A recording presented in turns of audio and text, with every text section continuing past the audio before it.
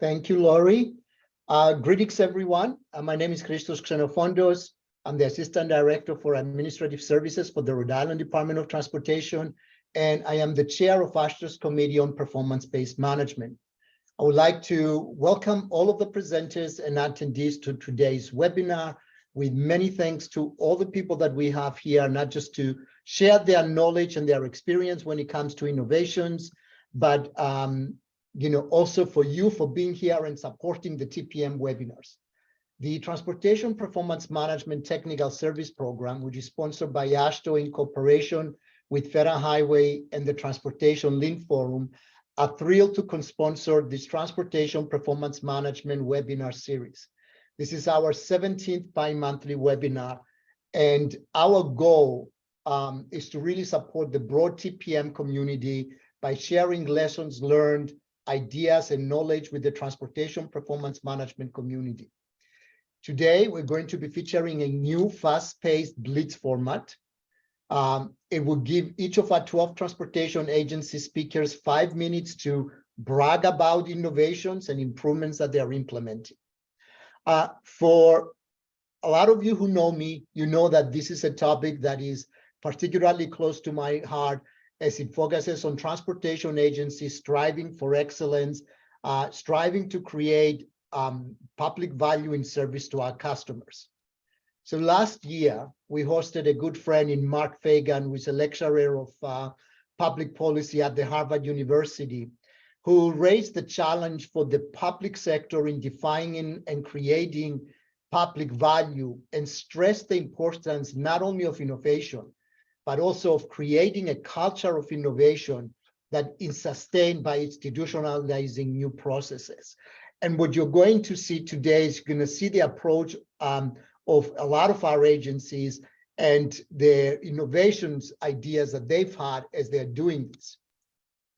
The organizational side of innovation is becoming such a hot topic that there are already a number of initiatives out there to look into best practices for creating, cultivating, and supporting innovation. From an NHRP project, you should all have received a survey. Please fill it out and respond to it. And to a new one from the World Road Association, which is known as PIRE, that some of us are already part of the project oversight team for that. Because we'll be moving quickly and have a lot of ground to cover, we ask that you enter any questions you may have for our speakers in the chat. And our speakers are going to be monitoring the chat and responding back through the chat. We're also going to post the chat questions and answers to the TPM portal after the webinar. For more information on this webinar series, please visit tpm-portal.com and navigate to events in the main menu, and then select TPM Webinar Series. You can actually find some of the previous ones that we've done on innovation over there as well. The AASHTO TPM portal will contain links to today's videos and slides, as well as previous webinar archives. And next slide, please. So let's review the agenda for today's meeting. We're going to start with Susan Howard, who will give us a brief introduction from AASHTO. And then following that, Jeff Zaharovitz from Federal Highway will discuss innovations at Federal Highway. The Committee on Performance-Based Management Organizational Management Subcommittee Chair, Gary Vansuch from the Colorado DOT, will introduce today's topic and talk about his own agency's innovations. Then we'll hear from our transportation agency speakers, and we have a great lineup today. They're going to introduce each other as we're going along, so I will not introduce them right now. So next slide, please. And then following hearing from all of our great lineup, Gary's going to synthesize what we have heard, and then we'll wrap up the session by 3:30 Eastern time. With that, I would give the floor to Susan. Susan Howard is the Director of Policy and Government Relations for AASHTO, and we'll give the floor to her. Thank you, Susan. Thank you, Christos. Welcome, and thank you for that introduction. As Christos mentioned, I'm the Director of Policy and Government Relations at AASHTO. So it's nice to see some familiar names for those of you who I haven't had the chance to meet in the past. Welcome, and thank you for being here. AASHTO is proud to co-sponsor the TPM and TAM webinar series. Sharing knowledge and building capacity are critical aspects of AASHTO's technical service program for TPM. We invite and encourage state DOTs to talk with your agencies and sign up for the TSP if you haven't already done so that we can continue to bring you engaging webinars and other capacity building resources in the future. You're welcome to email me. My email is shown here, showard@ashto.org if you'd like more information on that. I want to, can you do the next slide, please? Because I think we want to promote something real quick, a little promotional moment. I did want to mention the AASHTO Committee on Performance-Based Management annual meeting for 2023. We're graciously being hosted by the wonderful folks at Colorado DOT at their headquarters. The dates are September 11th to 13th. So we will be in Denver at the Colorado DOT headquarters. This meeting will include, it's a little bit, I think, different than the past meeting that CPBM had last year in Providence. It'll be more focused on the business of the committee, a little bit smaller with a peer exchange at the first part of that. So more details are coming, but we want you to know and save the dates and keep that in mind. More information, as I said, coming on hotel arrangements, registration, even though we won't have a registration fee for this since it's sponsored by our friends at Colorado DOT. We will have at least some way to register participants and support travel through the TPM. So more to come on those topics.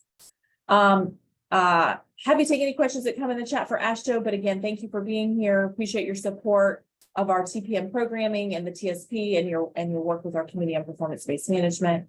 I'll now turn it over to Jeffrey Zaharovitz. Sorry, I know I mangled that first try, but Jeffrey with FHWA's perspective and introduction on today's webinar. Thank you so much. Hey, thank you, Susan. Hello and welcome, everybody. I'm with Federal Highway's Office of Innovation and Workforce Management, and our office is responsible for managing the key innovation deployment programs that Federal Highway oversees. So basically, we're in the business of helping transportation organizations be successful in their innovation journeys, helping them get from where they are to where they want to be. And I'll talk about those in a second here, but I want to kind of keep this at a high level today. Federal Highway as an organization has long worked to cultivate programs and processes and people, workers, that are supportive of new ideas. In fact, Gloria Shepard, who's Federal Highway Administration's Executive Director, includes embracing technology and innovation as one of her 4 top priorities, along with safety and succession planning and mental and physical health and awareness. So I'm sure this isn't a challenge for any of you on the call today, but if you or someone you work with think innovation is someone else's business, I'm going to challenge you to think differently. Getting ready for this presentation, I was reminded of a presentation I gave a couple years ago at a small local road seminar in Delaware. And I started my presentation with a question, and the question was, are you an innovator? And I know it was early in the morning and there were some sheepish hands being raised. I'm not sure. And I figured, boy, I have my work cut out for me in the next 45 minutes. So I talked a little bit about Federal Highway's philosophy of innovation. And again, I'll give you a couple points here in a second.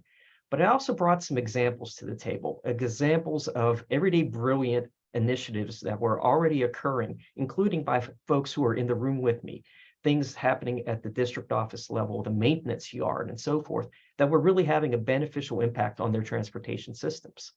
So I think that got people changing their philosophy just a little bit. And when I asked the same question at the end, I said, are you an innovator? Many more hands were raised with confidence and with affirmation saying, yes, yes, I am an innovator. So I think that's the philosophy and the mentality we all need to have.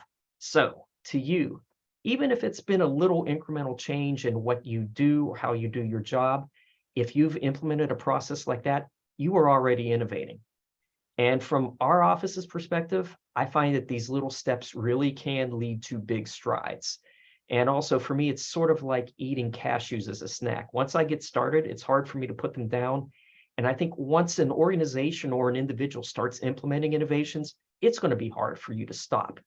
And I think that really does build the culture of innovation even further. And that mindset is going to walk you towards your comfort level and then eventually step you over your comfort level. And that's a great place to be, really. On behalf of the Accelerating Innovation team, just a couple other thoughts for you about what an innovator is or what an innovator does. Again, I'm trying to keep this high level. First, innovation does not happen in a vacuum, right? A good innovator has an acute sense of situational awareness, as well as the technology they're trying to accelerate. And a good innovator is going to embrace every opportunity, no matter where it comes from, to make a difference and make a change. A good innovator listens. A good innovator learns. And maybe this is a phrase that isn't necessarily associated too much with innovation, but a good innovator is vulnerable. And by that, I mean, you don't come to a situation and saying, I have the solution to the problem, or I have the only idea that's going to work. No. A good innovator is going to set a table. And at that table, the innovator is going to bring colleagues and cohorts to sit around and create a safe space for collaboration and sharing of ideas, kind of like what is happening right here and today. So think about that vulnerability when it comes to being an innovator. Next, and this one should go without saying, but I'm going to say it anyway, communication is key. A good idea with a good accompanying action and then effective communication, that equals innovation. So your successes can become someone else's successes if you communicate well. Your failures, and don't get hung up on that phrase, because honestly, your failures are just a step in your pathway and your journey to success. But those failures can be someone else's lessons learned and avoidance of issues if you communicate effectively. So I just mentioned pathways a second ago. I think that's going to be the third piece of an innovation philosophy I'd like to share. Not right now, but feel free to get up and take a hike. And by that, I mean, look for that creativity and ingenuity outside of your office, outside of your day-to-day world, outside of the transportation ecosystem, because you'd be surprised and amazed how many good ideas you can draw from outside and implement them within. So as an unofficial hiking tour guide for you, I'm going to give you a couple recommendations. And here's where my shameless plug of our programs comes finally. I think you might be familiar with Federal Highway's Everyday Counts program. It's our flagship technology deployment and implementation program. And back in February, we just launched our 7th cycle, a 2-year cycle. And a great resource for you to consider is our virtual summit platform, which for the time being until February of 2024 is going to be a great informational hub for you to learn not only about the initiatives we're promoting, but all the great innovation work that's happening across the country. I'll throw some information into the chat pod after I'm done presenting. I don't want to tempt fate and try that right now. But while you visit the summit platform, please visit the STIC Showcase, State Transportation Innovation Council Showcase. And that's going to feature literally of hundreds of homegrown innovations that a colleague of mine calls the brilliant basics. Things very much like what we're going to hear about later on today. Another great opportunity for you to learn from your peers and potentially implement a new practice from one of your neighbors in the world of innovation. Again, look for the information in the chat pod.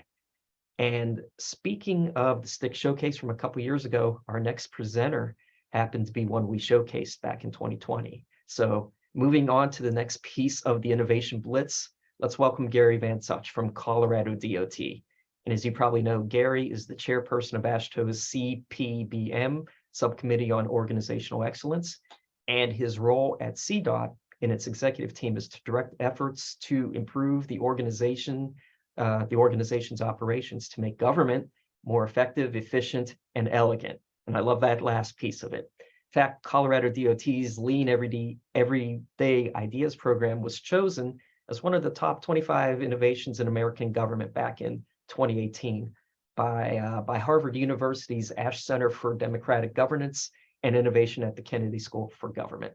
So thank you for the time this beautiful Wednesday. And with that, Mr. Gary Vansuch. Jeff, thank you for that very kind introduction.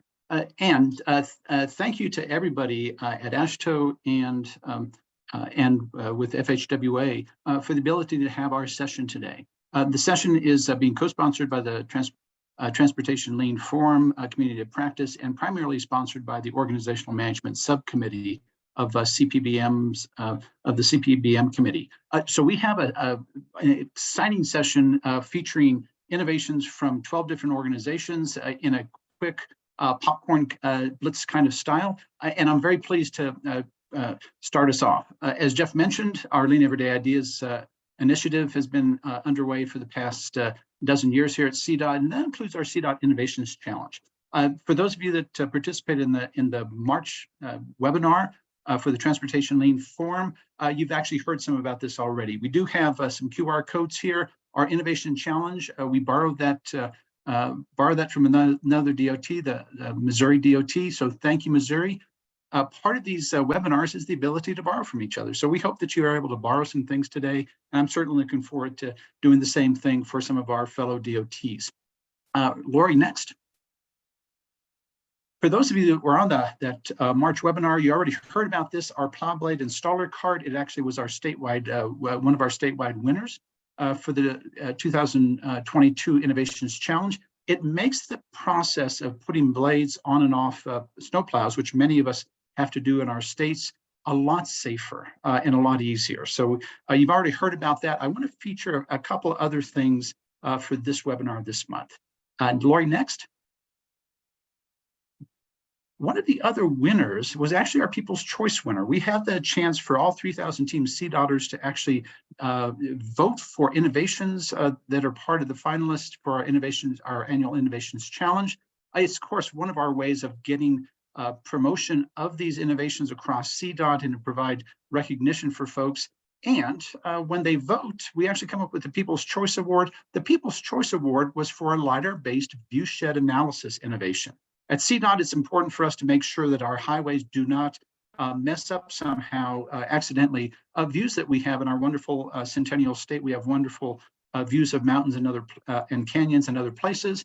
And that's kind of a laborious process to do those viewshed analyses. Well, we had some folks from our Division of Transportation Development and some folks from one of our environmental staffs on the front line develop a way to utilize LiDAR data to make visual impact analyses, or VIAs, a standardized process, and to make that a lot faster and easier in the process also. So for those of you that do those visual impact assessments, I encourage you to borrow this. When you click on the QR code or go to the URL, you'll actually come up with this, what we call an idea card. And there's actually a click through for a lot of details about how to implement this, as well as contacting the innovators themselves. So congratulations to the innovators, and we encourage you to borrow. That part of these webinars and part of the communities of practice that we have, we can borrow from each other and make each other stronger. Lori, next.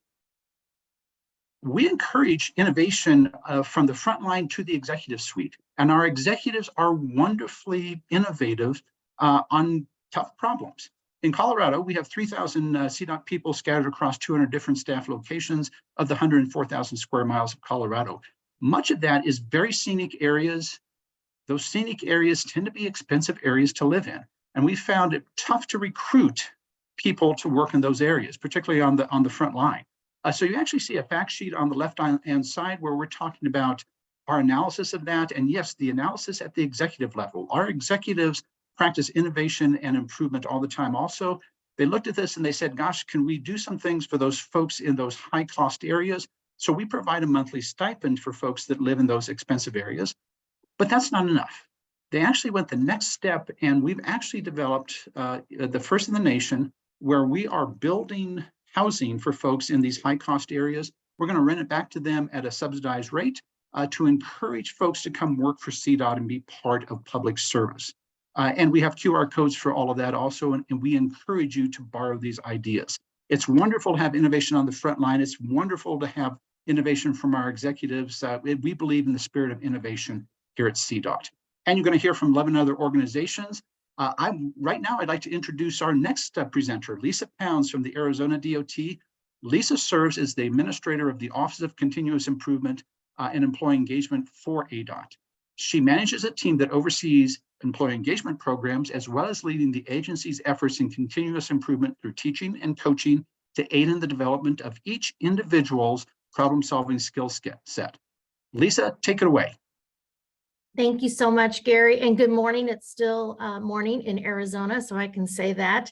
I want to start by saying that over the last 6 years, ADOT has been tracking small improvements and innovations that are being done by employees. The people that are closest to the work are the ones that are doing the innovations, and we celebrate that. And this first slide, I'm going to invite Lean Coach Cassie Smith to join me and talk about this first improvement. Thank you, Lisa. Good afternoon, everyone. So this improvement is the CDL training guide with pictures. It was created by one of the highway operations technician workers at our quartz site maintenance here in Arizona. So this impactful improvement has since been shared and adopted statewide. Before the improvement, maintenance workers who are doing their CDL training, they'd have to depend on a study guide that's just theoretical. There was no real pictures or visuals to help them, or ask another CDL holder to show them where those components were. So with this guide, it solves for that gap or for that problem where, you know, they might not learn it properly, or when they're going in to get their CDL with the instructor at the time of testing, it might have some confusion. So this training guide helps electronically and be printed out as also and card. So this was a really great innovation coming out from the folks here at the port site meeting. And Lisa, I'll give it back to you. Thank you so much. And one thing that I do want to say is our goal this year has been to share our innovations across the agency. And this was one of the first that was shared that's being adopted across the enterprise. So that was a huge win. Lori, next slide. All right, and next up we have Lori, I'm not sure if you, there we go. Sorry about that. Next up is we have the newest video that's coming out of our ADOT communications team, and it's highlighting an innovator, Mark Killian, who, for another plug, the stick showcase was mentioned previously in the introduction, and you would go, if you went to the stick showcase, you would see another innovation by Mark Killian. It's a very innovative group, our Avondale maintenance group. But I wanted to show you the latest video on the remote skid steer.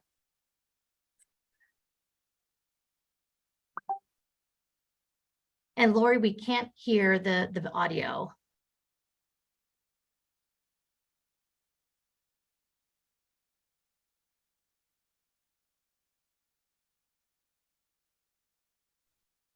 If you'll bear with me for just a minute, I'll see if I can troubleshoot this.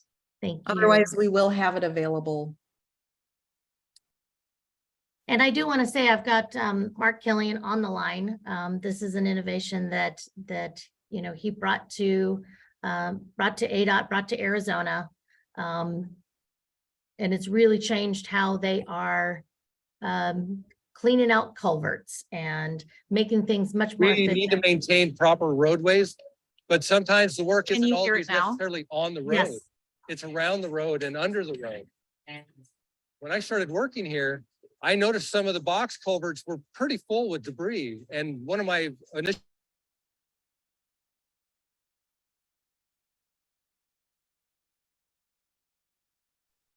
We no longer can hear it.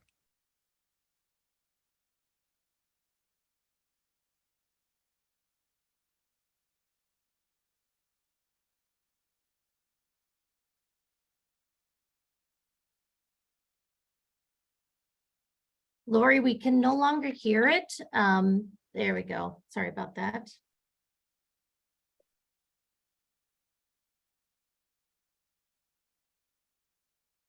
we had a unable to location hear, that is had that 4 correct? barrels, 250 feet long, 4 feet high by 10 feet wide.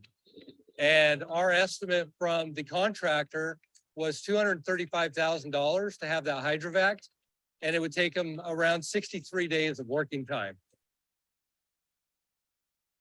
We did it in 4 days for $4,700.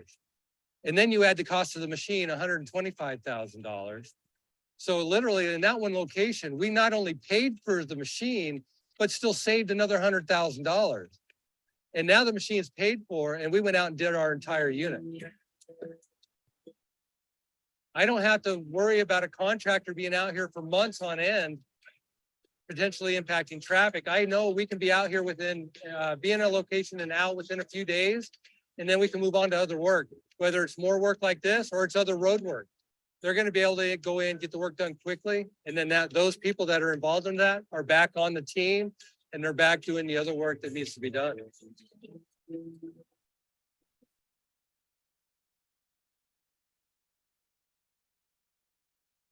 All right, thank you so much. And I apologize that we had some technical difficulties with that. We'll make sure that video is available to everybody because it's fantastic to see. Next up, I'd like to introduce our next speaker, Patrick Cowley from Utah DOT. Patrick is the Director of Transportation Performance Management at the Utah DOT.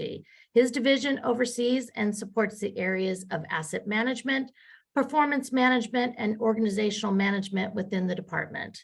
He is a PE with over 20 years of civil engineering experience in the public sector, ranging from geotechnical investigation and design to traffic and safety to transportation performance management.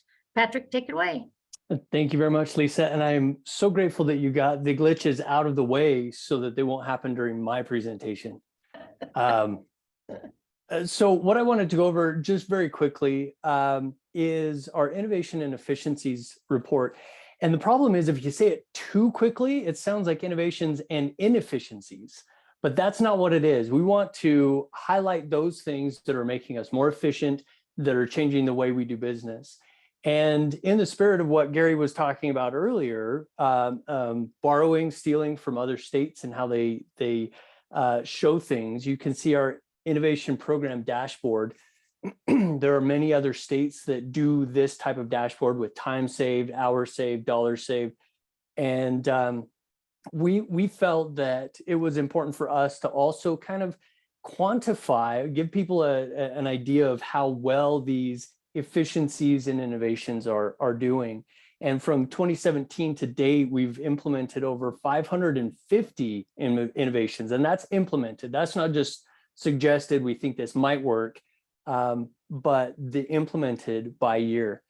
And so we're very excited to share these with everyone.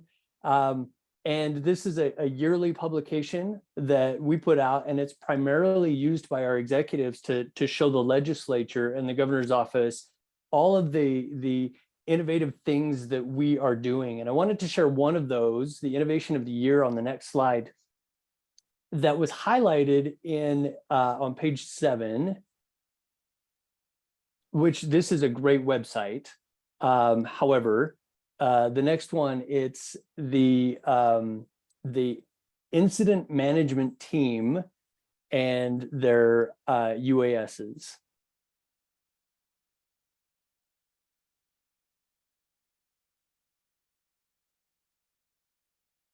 Now we do have a QR code to a video on the slide once it comes up, and I'd encourage you to go and watch that video and see what it's done for us.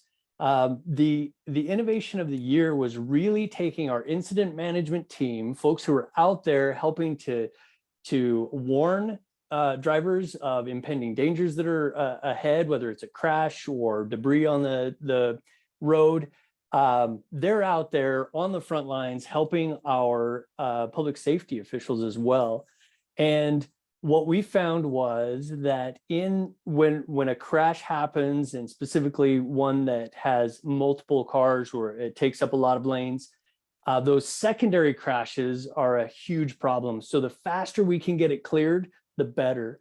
So we've organized this story into this problem change result, and other states do a variation of this, but the idea was you can have bite-sized information to say, what are you trying to solve? What did you do to solve it? And how did it come out?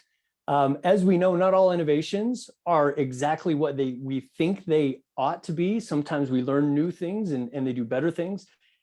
In this case, we were experimenting with quantities and LiDAR with our unmanned aircraft systems, UASs, our drones. And we felt that, I will send a link to the video in the chat. But this problem change result allows us to tell the quick story, and these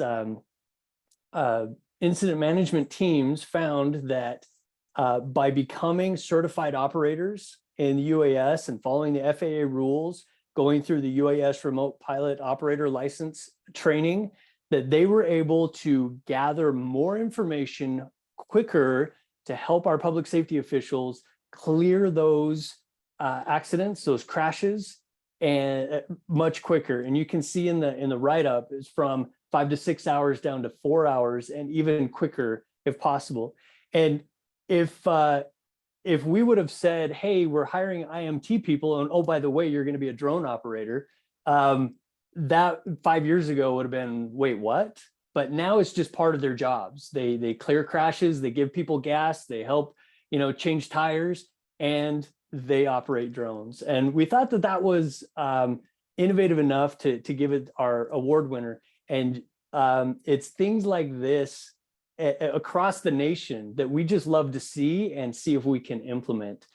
I'm going to turn the time over to my new friend, Tara Brown. We met for the first time at 2 days ago as we were preparing for this. She's part of the Oklahoma Transportation Cabinet. And in fact, she's the cabinet's Deputy Chief Innovation Officer. In this capacity, she helps oversee all the modernization and innovation-related efforts, including the Autonomous Vehicle Working Group, the Workphone Safety Program, and research activities. Tara, over to you. I think I called you Lisa. I'm so sorry. Tara, it's all yours. Thank you, Patrick. I appreciate it. And I would just like to start off by saying Oklahoma is very appreciative of having this opportunity to present here. So thank you very much. Kind of before getting into the two topics that I kind of want to discuss today, just letting everybody know the Office of Innovation is fairly new for the Oklahoma Transportation Cabinet. We got it started in 2021.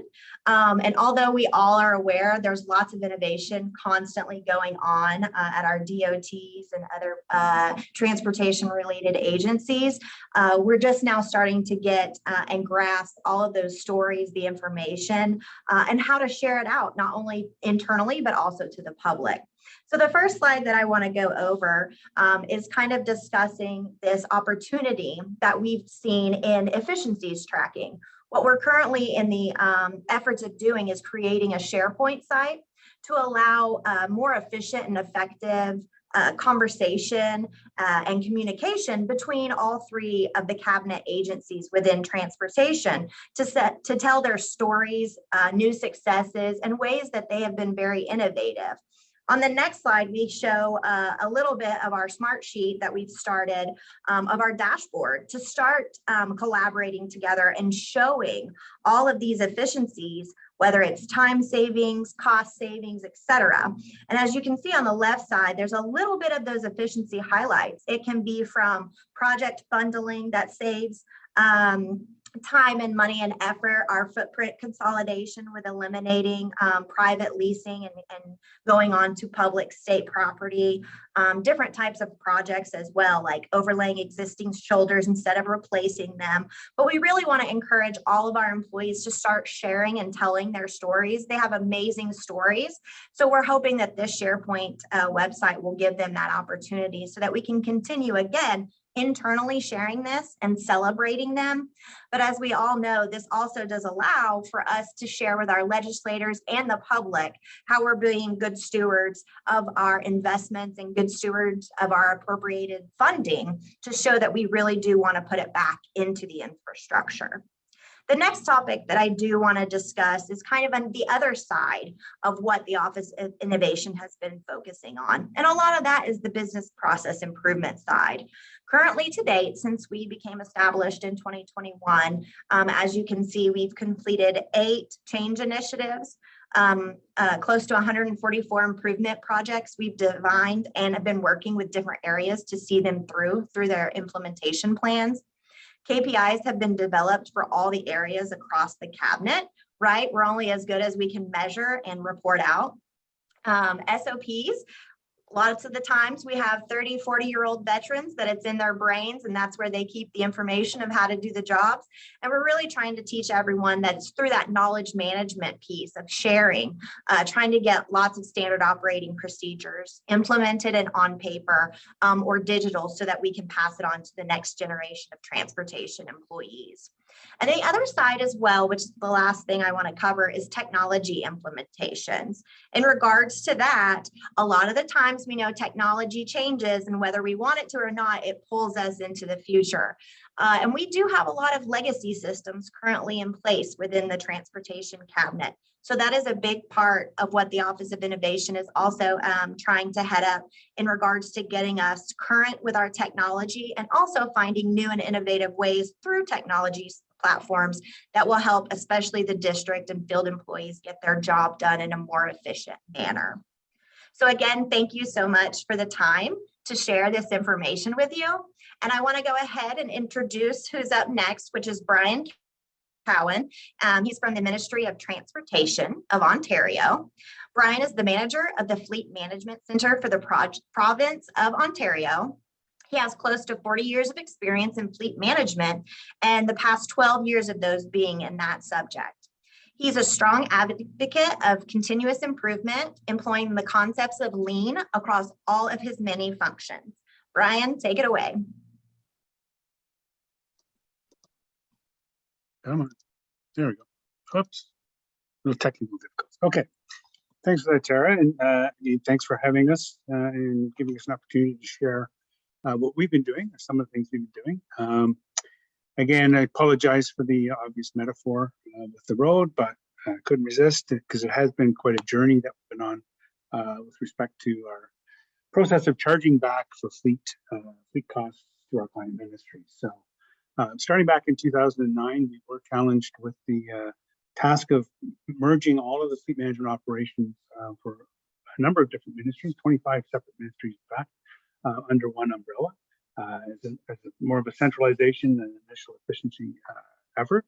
And that included, bringing in 5,000 vehicles and about 1,142 billing points, separate billing points. So a bit of a task to get that in place and get that up and running. At the time, we were asked to put forward some ideas or some suggestions for a chargeback model. And ultimately, government decided on a cost recovery for all fleet costs on a cents per kilometer basis, thinking that was a reasonable model for ministries to be able to forecast on and to work with. But as you can imagine, without a telematics solution, it's almost impossible to get regular monthly accurate odometer readings. So it became a real challenge for us to try and bill on a timely basis, accurately. Year end was especially challenging as they're trying to catch up through the whole year and estimate travel so we do the billing, and just a mess. So we made a quick change in 2015 where we decided to just charge back for actual costs. We took all of the different cost elements coming from our accounting systems for amortization, from Holman, who is our business partner for fleet charges. So we have a Holman fleet card in all our vehicles, to our 407 tolling company for road tolls, all of the different cost components, brought them all together, and we were able to then accurately bill, at least fully bill clients for all of their charges, because it was the actuals. But it still presented a lot of challenges with timing. We were forever missing deadlines for submitting invoices. So in some months you get 2 or 3 months as a catch up, and none on the previous month. So again, it was causing us still a lot of trouble. Leading into like 2016, all of a sudden, sort of the concepts of lean hit our ministry, and we were one of the first program areas actually to take on a lean review, which we applied to this particular model. And that we had great success with that. We had reduced our cycle time from like 52 days to 10 hours. We ended up never missing a billing cutoff from then on. We created a whole new database, which was really helpful in terms of applying Microsoft Power BI tools, data and analytics, and being able to provide a lot of information to our ministry clients. So it was all a great opportunity, great effort, and lots of efficiency gained through that. But we still had this niggling feeling that we're still spending an awful lot of time and effort simply moving money from one pocket to another. So we were having, again, we're not the only program area in government that charges back, and I'm sure your governments have similar situations. So we started talking with other groups and with our Lean and Continuous Improvement office in Toronto, and there didn't seem to be a lot of a political will to really do too much and spend too much time on the chargeback process. Everybody was kind of doing their thing and it seemed to be okay. And then we ended up getting a new deputy minister assigned, hired in for our ministry, and he was new to the Ontario government, came from outside of from our government, and he had some experience in police, which was kind of a bit of a blessing and a bit of a curse sometimes too, I say, because he seems to think he knows our business better than we do. But anyway, I won't dwell on that. But nonetheless, he was doing a meet and greet, coming around our offices, and he kind of asked the question, what things drive you crazy with government? And I kind of suggested that the time and effort we spend charging back for fleet costs, or for any costs for that matter, just moving money, again, as I say, from one pocket to another. And he agreed. I said, yeah, that doesn't seem to be very efficient. It doesn't seem to make a lot of sense. There's no little value in doing that. So he said, stop doing it. Can't just stop doing that. But we then took that back to the drawing board. We went back with some additional options, all of which had already been proposed back in 2012 when we started, but for whatever reason at the time weren't palatable. But in this case, they did accept a very simple process where we transferred budget from our clients for fixed costs and amortization, insurance, telematics fees. We now have telematics. Again, all those sort of fixed monthly recurring costs. We transferred all that budget to ourselves, into our ministry, and we left them with the budgets for paying for fuel, maintenance, tires, and all the other operating costs, all of the charges that get applied through the use of the Holman card. And we arranged for Holman to bill them directly rather than to bill us, and for us to then have to rebill. So that suggestion was accepted, and we started working towards that. Significant negotiations with our ministries to kind of land on the right numbers throughout the fall. But then we did submit a proposal to our Treasury Board and accepted. And as of April 1st this year, we stopped charging back for any fleet costs whatsoever. And ARI or Holman has developed a billing process. So the bills go right to our clients, the statements go to them. And we feel that this kind of model still provides a little bit of tension in the system where ministries are responsible for those operating costs. So they have some skin in the game from that standpoint. And we then ourselves, having the budget for the acquisitions and amortization of fixed costs, have a little bit more leverage and authority over vehicle allocation, making sure that they are being allocated to those program areas that are going to make good use of them. So that's sort of where we're at now. We've eliminated chargebacks altogether. We're hoping this kind of takes on, and other areas in government sort of look at doing the same type of thing. It just kind of, I think the message here is, if you have a good idea, it doesn't matter if it's 10 years later, stick with it, and never know, the timing just might be right, and it'll be accepted, and you can move forward on it. So that's really our journey on that. And with that, I'd like to pass it over to our next speaker. Our next speaker is Shane Doenbaugh. He's from the Nebraska Department of Transport. So Shane has been a part of the continuous improvement team with Nebraska Department of Transport for 4 years.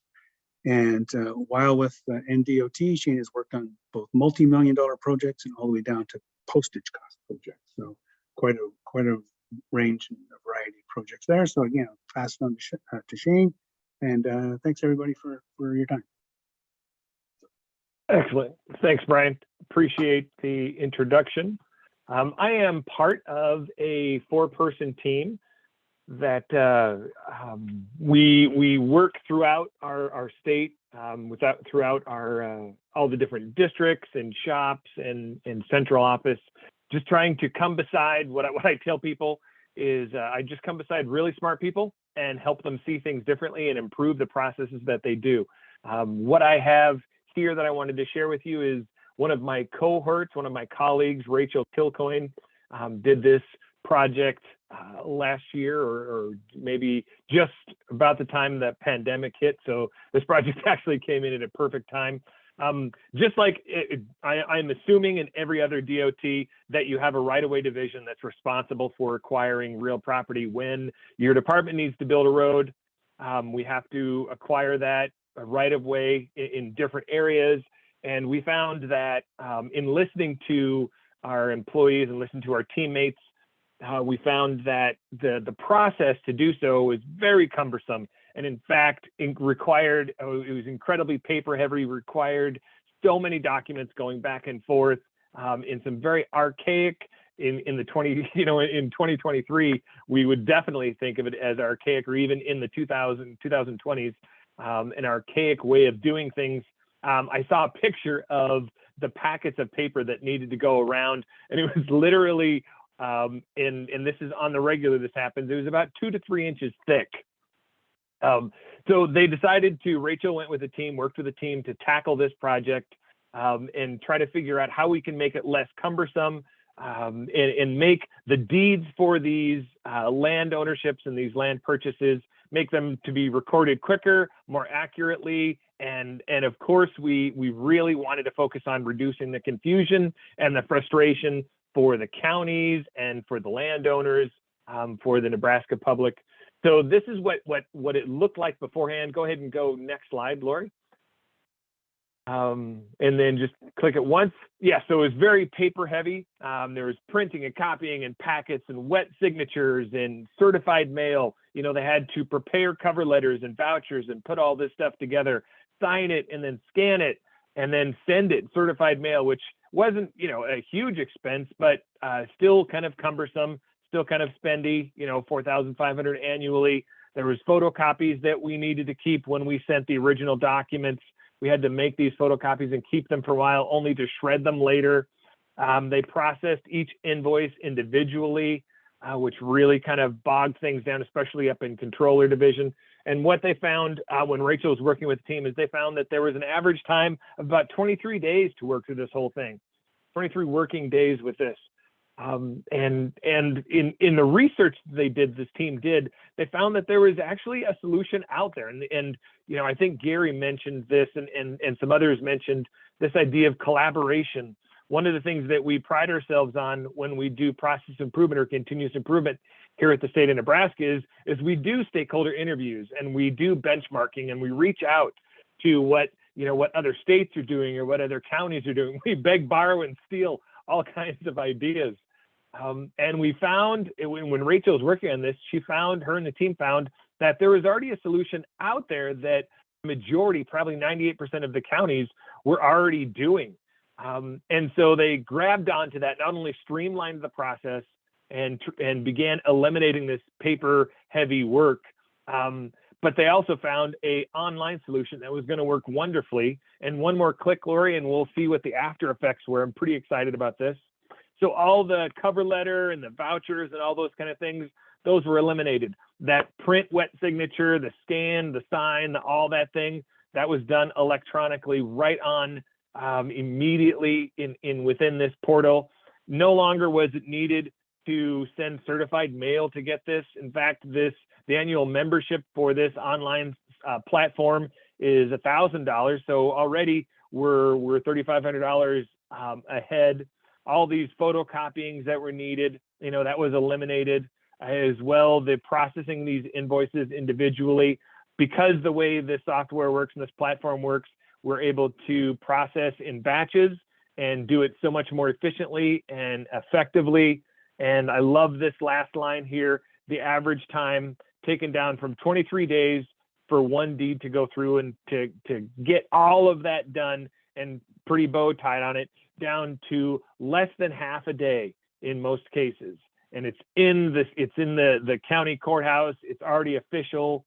There's a stamp on it and everything's complete. It's really little. This is actually just a little one, you know, someone just called us and said, hey, why do we have to use so much paper? Can you come and help us figure this out? And in doing so, they were able to do something that didn't just benefit and on employees, but it also benefited, the citizens of Nebraska, those landowners that we were buying from or even selling to now, and the counties. And if you have any idea of what rural counties are like, they only, if it requires board and all kinds of other certifications or approvals, they may only meet once a month. So this could stretch out, in so many long days and so many long weeks to accomplish this. But we have found that we can benefit the employees, we can benefit the citizens of Nebraska, we can also benefit our teammates that are in the state and the counties. So we really appreciate this opportunity to serve and to do better what we did in regards to selling of these deeds and acquiring the real property. So if you have any questions, please throw them in the chat. We'd love to be able to answer some of these. Next up is Rachel Wassell from the Vermont DOT. Rachel is a continuous improvement program manager for Vermont, leading diverse groups through process improvements. She has experience in government and healthcare systems. And Rachel, take it away. Thanks so much, Shane. So nice to be here. As mentioned, I'm representing the Vermont Agency of Transportation. And I'm going to be talking a little bit about a project that is in development, our Innovation Steward Network.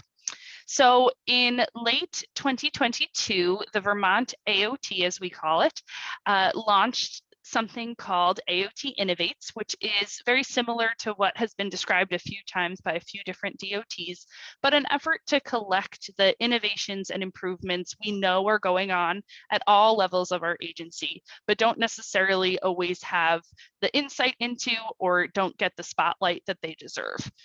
So that was launched in late 2022, and engagement was varied. It's relatively low. The recognition across the agency is relatively low. That's due to a number of different reasons that we are now working to address. And one of those ways that we're trying to address is trying to build the value to our folks in engaging with this process. And one thing that we heard loud and clear as we got out and we're talking to people about submitting their innovations was, why would I share that information? How would it benefit our agency? And so we are looking at ways to increase communication across our agency and make sure folks are hearing about the good work going on across our state. Another way we want to do that is by building this Innovation Steward Network. So we know that strong, frontline driven continuous improvement is reliant on everybody buying into this culture of innovation and development. And so we hear often that change is not embraced at our agency. And then we also hear about great ideas that are in action. So that duality exists, and we're really trying to, as a team, shift that agency culture to one that is really welcoming and embracing of change at all levels and where all voices are valued at our agency. Next slide, please. And so to do that, we are trying to build this Innovation Steward Network. So what we are building will leverage our current hybrid environment. We have an agency-wide Microsoft Teams channel, as well as some private channels for leadership and folks of different communities of practice.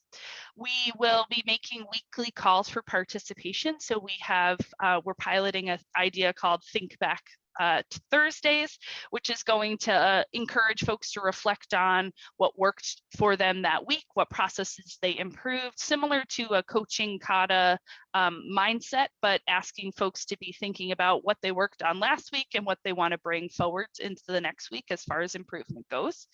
We're going to be offering folks who engage in this network exclusive coaching opportunities with our team of dedicated CI professionals.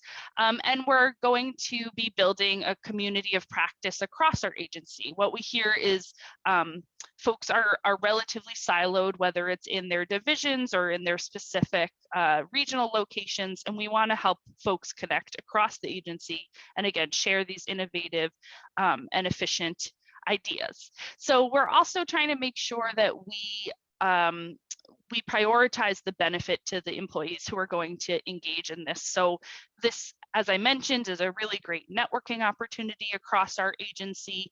It's also a resume building opportunity. We, like many DOTs, are facing challenges around workforce retention, retirements, difficulty finding folks with the trade experience that is necessary. So we really want to make sure that as we're building this network, we are doing some really direct and targeted professional development coaching and helping folks tell the story of what they're getting out of their engagement here. And then finally, public service. We know that most people who join our agency are really called to public service and acting as stewards for our state. And this is a way to not only continue that public service, but to improve it and to make sure, as other folks have mentioned on this call, that the ideas that can make work better, more effective, and safer are getting across our agency, which is going to increase people engaging in it in the first place. And hopefully we're going to get new ideas to come forwards that we can then help flourish throughout the agency. So this is still in the planning and development phase. We very, very much welcome any feedback or ideas that folks have around this. If you've done something similar in your state that worked well or didn't work well, we'd love to learn from each other and happy to share the progress with you. So I've noted our email at the bottom of the page. I'll also pop it into chat, and please feel free to reach out about this or any other Vermont AOT questions.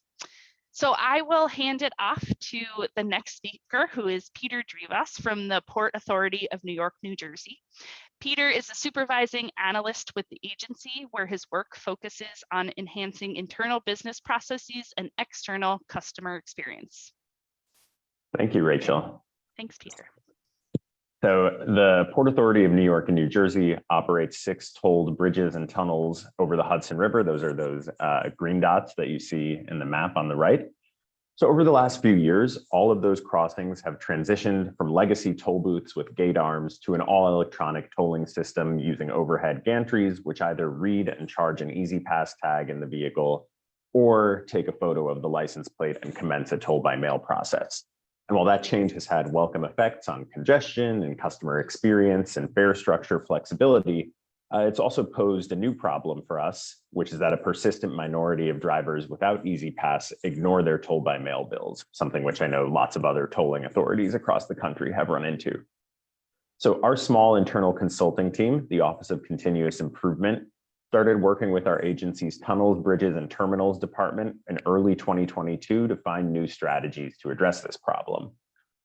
In so doing, we were working with some constraints. First, we knew that we weren't going to be able to do anything to address the true root cause of the problem, right? Gate arms are a thing of the past at our facilities, and they're not coming back, which all told is a good thing.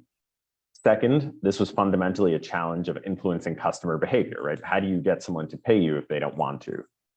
Third, we had to contend with complex interagency relationships. Our Easy Pass customer service infrastructure is shared with 2 other public agencies. And as a bi-state agency, we have to work within the legal and policy contexts of both New York and New Jersey. And then finally, toll revenue data, at least in our case, is stored across multiple systems, which made getting a handle on this problem particularly challenging. At the same time, we did have some powerful tools at our disposal, including the standard toll by mail process, which sends multiple bills to toll evaders. We had contracts with both the collection agency and an outside law firm to pursue payment from customers who ignore multiple toll by mail notices. And we have a toll payer advocate who works with customers with financial hardships to create long-term payment plans, settlements, and in some cases, reduced fees. However, the most powerful tool that we had at our disposal is an agreement with the New York State Department of Motor Vehicles that enables us to suspend the registration of certain drivers who owe us large amounts of tolls and fees if we can prove that we've undertaken multiple diligent efforts to reach them. Notably, though, we only have this arrangement with New York, not New Jersey, where about half of our drivers come from. So if you want to move to the next slide, please. Against that backdrop of constraints, but also powerful tools, what did we do? First, we made a conscious effort to use data in identifying how best to deploy that New York State DMV suspension tool. We also really critically set up frequent data-focused huddles with all stakeholders to check on how these new data-driven strategies were doing, and then to adjust those strategies as needed based on what we were seeing in the data. Second, we made it easier to get customers to the toll payer advocate in cases where they faced financial hardships and couldn't pay.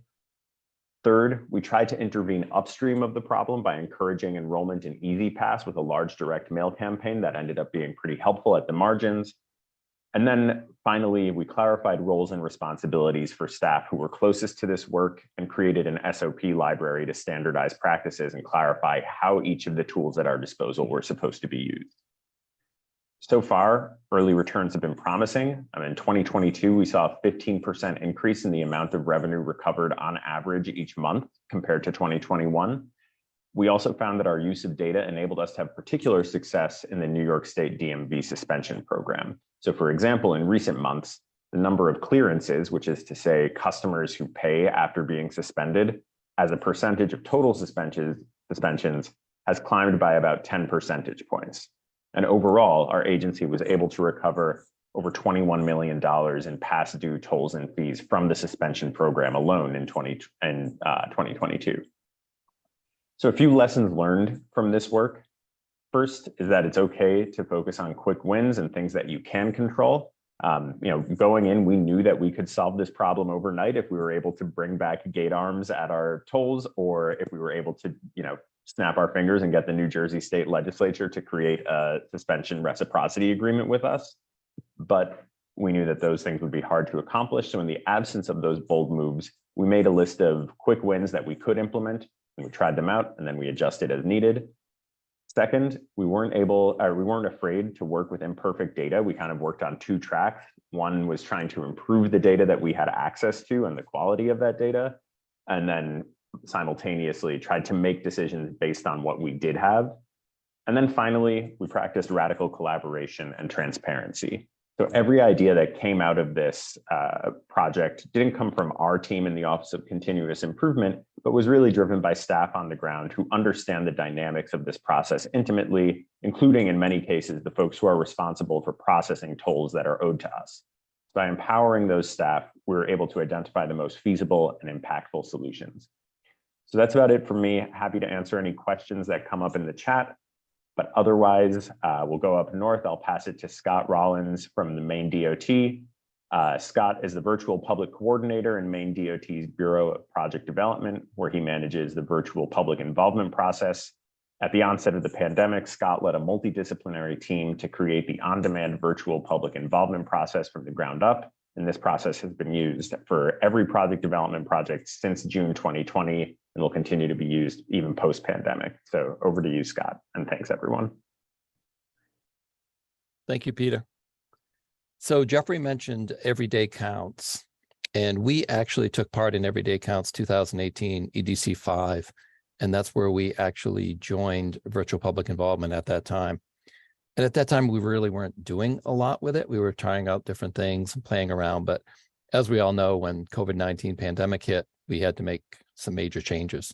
And we needed to keep doing our project development process because the schedule for our process, and you can see kind of the schedule down below in that graphic that shows actually right from that infrastructure need all the way to a project being completed, that we have multiple times for public meetings. Some of our projects have one public meeting, some have two, some have even more. And if you see the graphic up above that shows the advertised for 2023 so far, we're 97% on schedule. So that's a really important thing for us, is we've been tracking that as one of our capstone measures of getting the work out on time. So we really did not want to have that fail by not being able to get out to in-person meetings. So we had to do something, and we had to do something pretty quickly.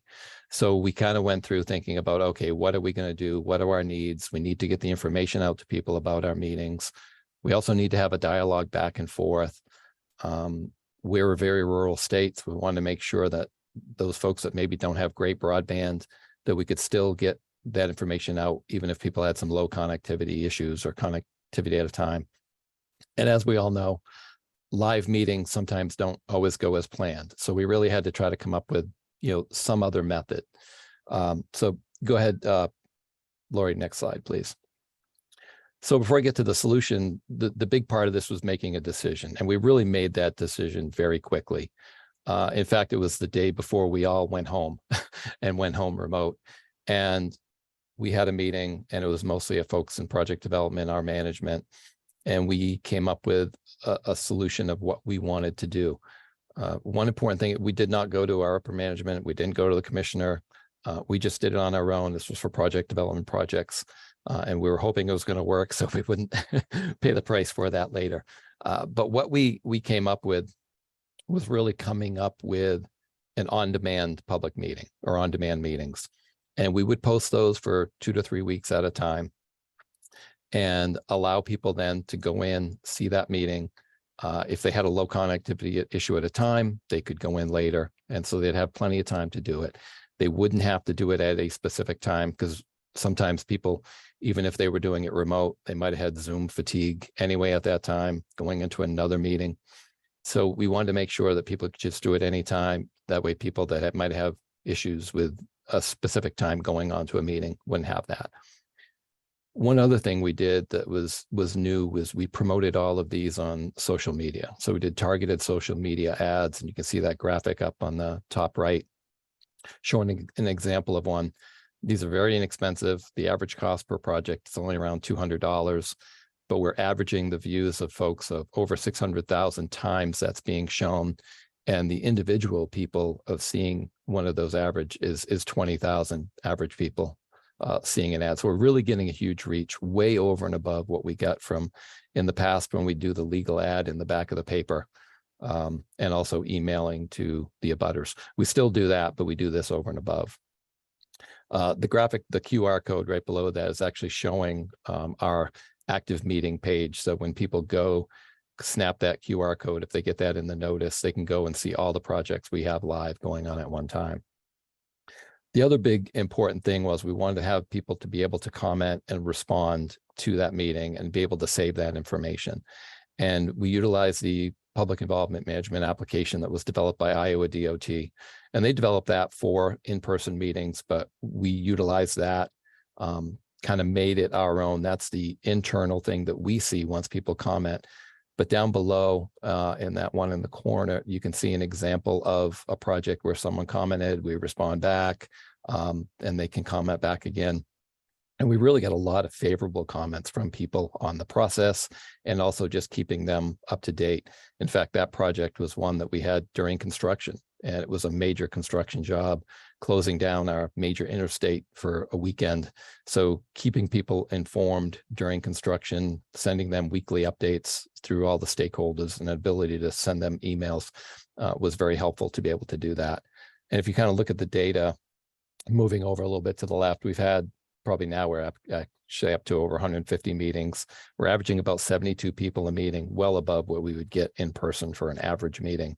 And we're getting quite a few good 15 written comments per meeting, and the favorability is very good too, 75%.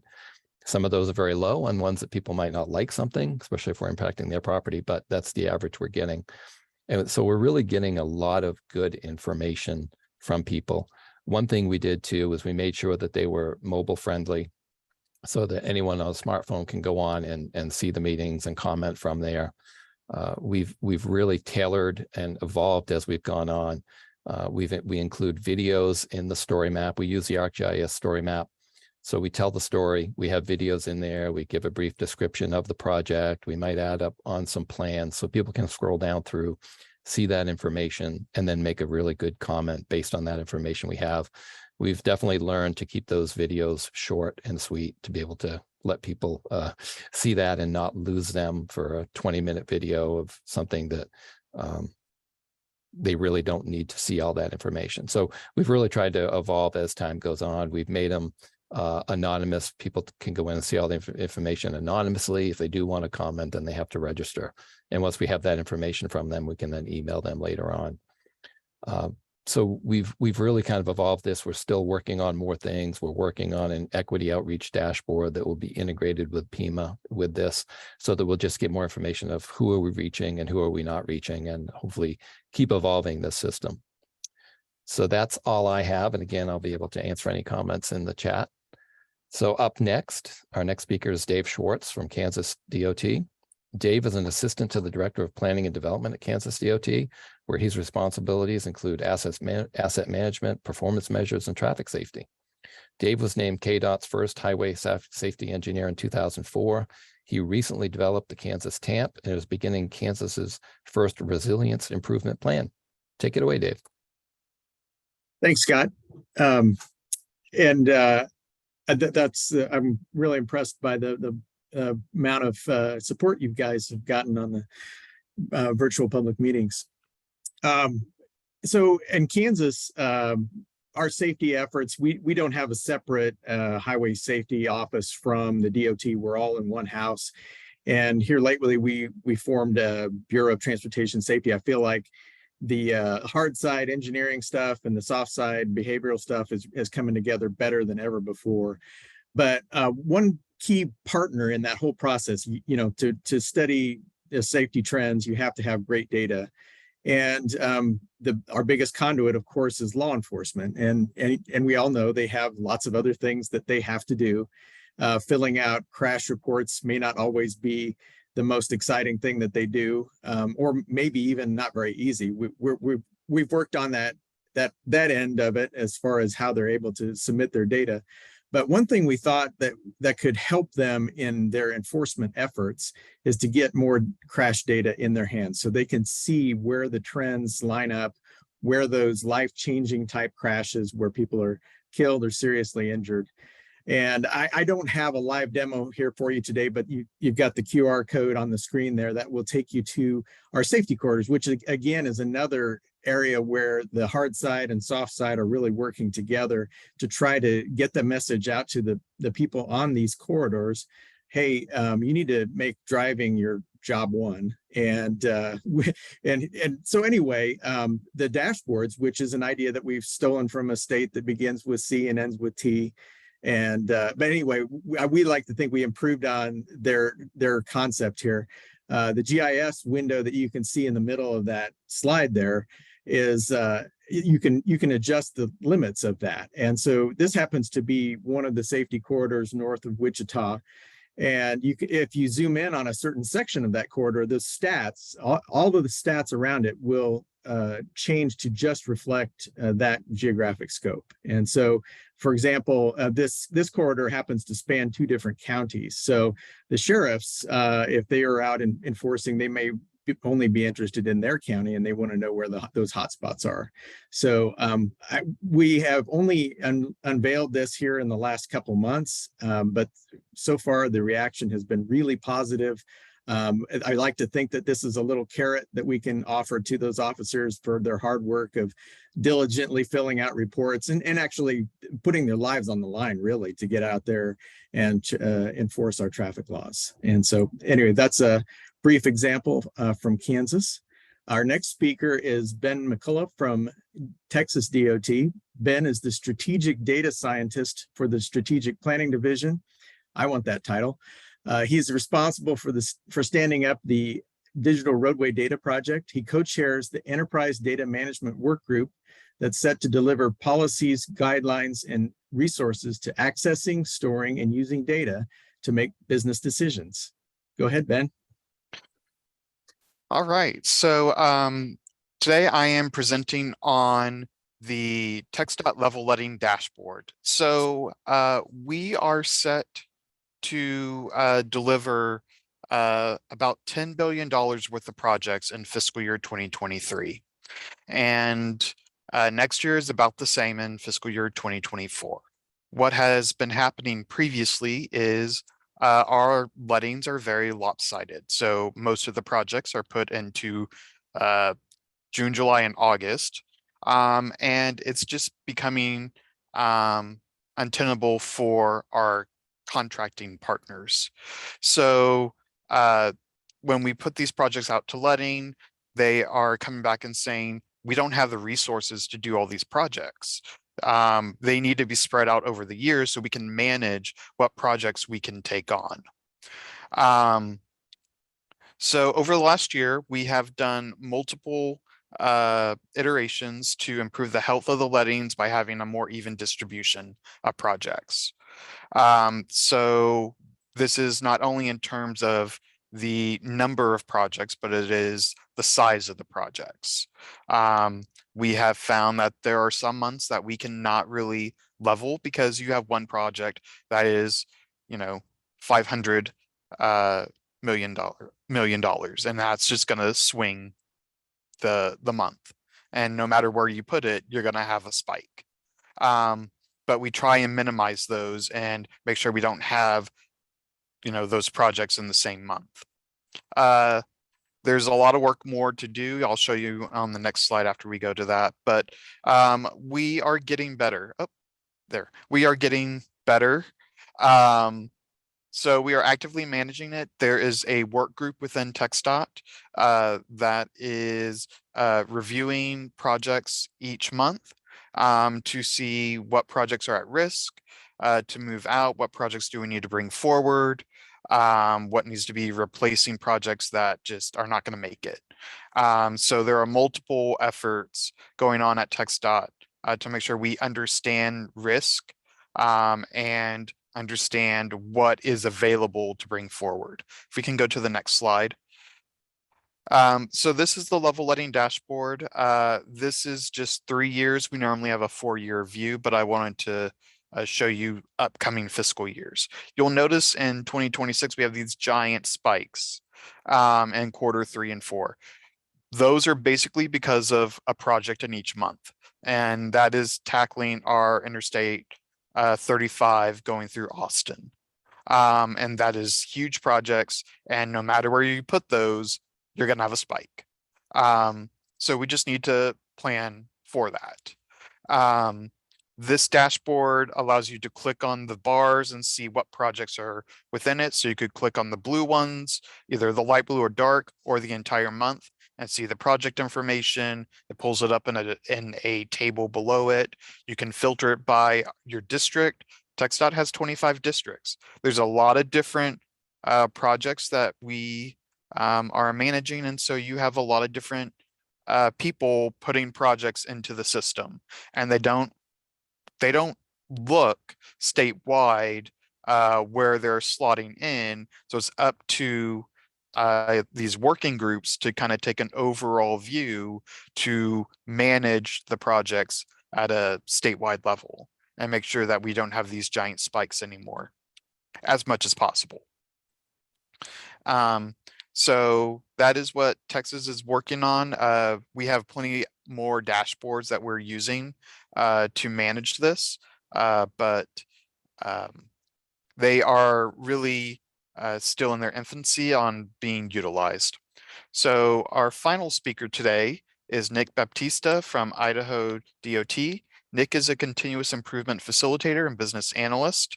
He has worked in the aerospace, electronics, and healthcare industries.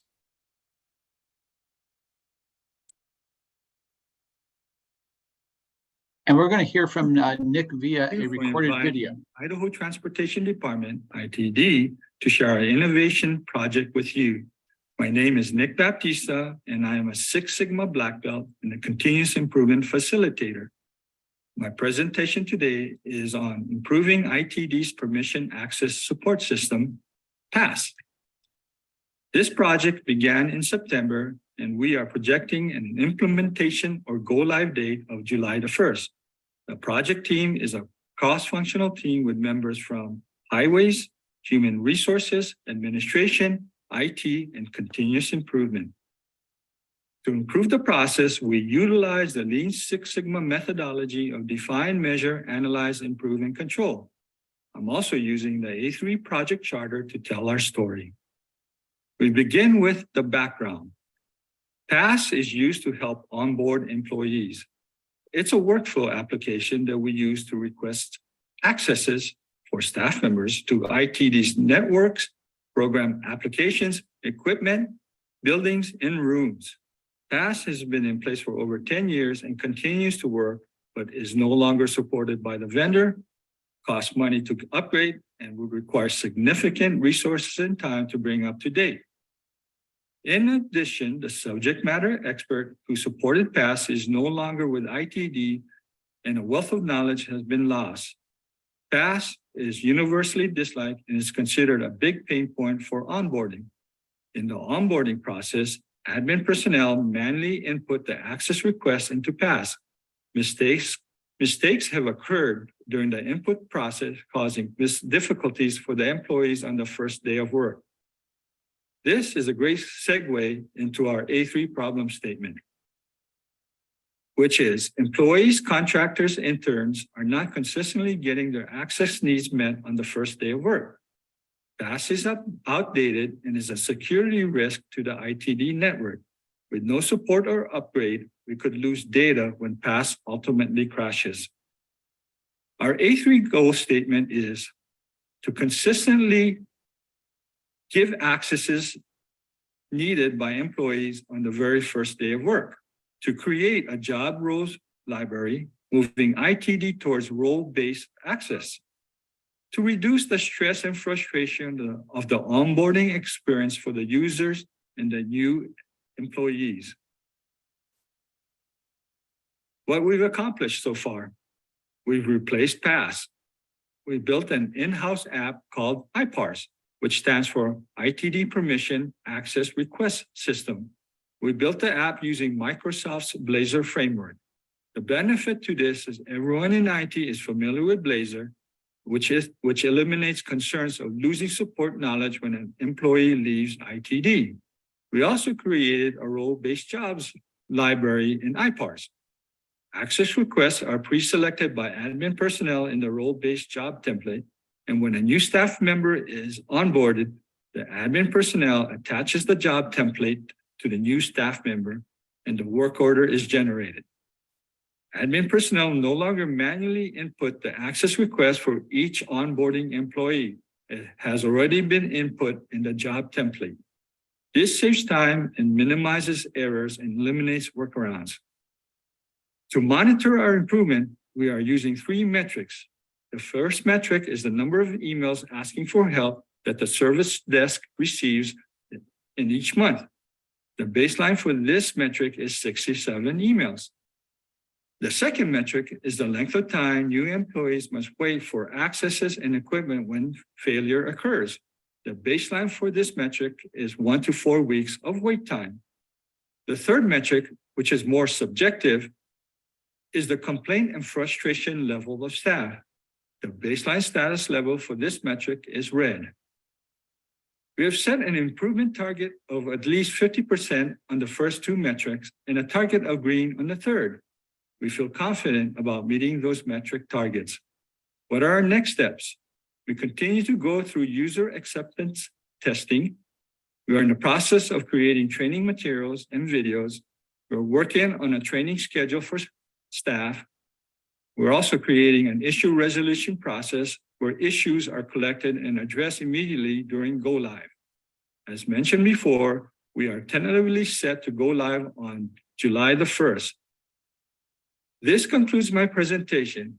For any questions, please feel free to contact me at nick.baptista@itd.idaho.gov, or I can be reached at 208-334-8660. Thank you for your time and have a great rest of your day. Bye. And thank you to Nick for doing that via video. Lori, if you could go next. Good morning, and thank you for inviting Idaho Transportation Department, ITD. Apologies, I'll stop sharing and then I'll reshare this. The video seems to be kicking us out, so I'll do that just now. All right, well, thank you, Lori. And while Lori's doing that, I want to first thank Lori from Spy Pond Partners for producing today and all of our wonderful presenters. It's terrific that we have this level of innovation and improvement going across DOTs. You have heard from these dozen transportation agencies, all working to improve and innovate so that we can do the best across our national and actually international with our friends from Ontario, our international transportation system. This is typically where we'd ask for questions. However, we are running long. We do want to get you out by 3:30 Eastern Daylight Time. So, Lori, I'm going to ask you to go next. This presentation was primarily sponsored by AASHTO, the Committee on Performance-Based Management, and I'm pleased that the Organizational Management Subcommittee could be the primary lead there. Also co-sponsored by the Transportation Lean Forum. That Transportation Lean Forum was created a decade ago, and the mission is to provide a community of transportation agencies to share and support each other regarding lean and continuous improvement. Lori, next. We do have for Transportation Lean Forum, there's a Transportation Lean Forum website where there are prior webinars and a lot of other information from state DOTs. There's a YouTube channel and a LinkedIn group. And the very next Transportation Lean Forum webinar is going to be Wednesday, July 26th, about a week after the next Transportation Performance Management TPM webinar. Lori, next. And we are so very pleased from here in Colorado, from Colorado DOT, to be hosting the upcoming 2023 annual meeting of the Committee on Performance-Based Management. It's in September. September 11th is a Monday through that September 11th, which is September 13th, which is a Wednesday. It's going to be our CDOT headquarters, very near downtown, this photo that you see here with our wonderful Rocky Mountains in the background. There isn't very much skiing or snowboarding during that time. However, we will also be trying to hit the Rockies versus Chicago Cubs game in the evening, and we have lots of great stuff coming up during that annual meeting. We invite you to come out to Colorado and to Denver and to join us. Lori, next. I'm going to turn it over to my good friend Christos for the very last slide here. Christos? Gary, thank you so much. And wow, what a great breath of fresh air it is to see so many innovators at the same time. Let me add that what we saw today is that business as usual and the old adage of this is how we've always done it. It's actually no longer an option. And so glad to see that we've had so many people in our agencies that they've embraced innovation. We all know that it is imperative to embrace innovation and see it as a cross-cutting issue in our agencies. It really is the best way to create public value and deliver new and better services to our constituents and society, which is one of the things that we talk about adding societal value. We must do this even if it means having to manage major and not always easy changes in our organizations, like we've seen from many of you today. We need to listen and try and understand everyone, collaborate closely, and in many different ways, work and not only amongst ourselves like we're doing today, but with the private sector, and to strive and attract and retain new talent, which is universally one of the major challenges that all transportation agencies worldwide are facing today. A huge thank you to Gary and all of our speakers today for organizing the webinar and sharing all of these knowledges. Big thank you to our attendees, but big thank you to Lori Richter and SPIPO Partners for their support of the AASHTO's Committee on Performance-Based Management and of our webinar series. We hope you will join us for the June 1st quarterly meeting of the Committee on Performance-Based Management and of the Transportation Performance Management TSP quarterly meeting. It will feature Federal Highway talking about the significant progress determination with updates from the AASHTO Committee on Performance Management subcommittees, working group, and task force chairs. And then again on July 19th for a Federal Highway and State DOT TPM roundtable. Just a reminder, please help us continue supporting this webinar series and other capacity building activities by signing up for the TSP. Matt Harty has done a lot of work to set it together, to set it up and have it up and running. We're tremendously thankful for AASHTO for continuing to be supporting it, and we hope that everybody, all of the states, will be interested in signing up. To all of you on the line, we appreciate you joining us today, and we hope to see you next time, which is June 1st. Thank you, everyone. Have a wonderful day.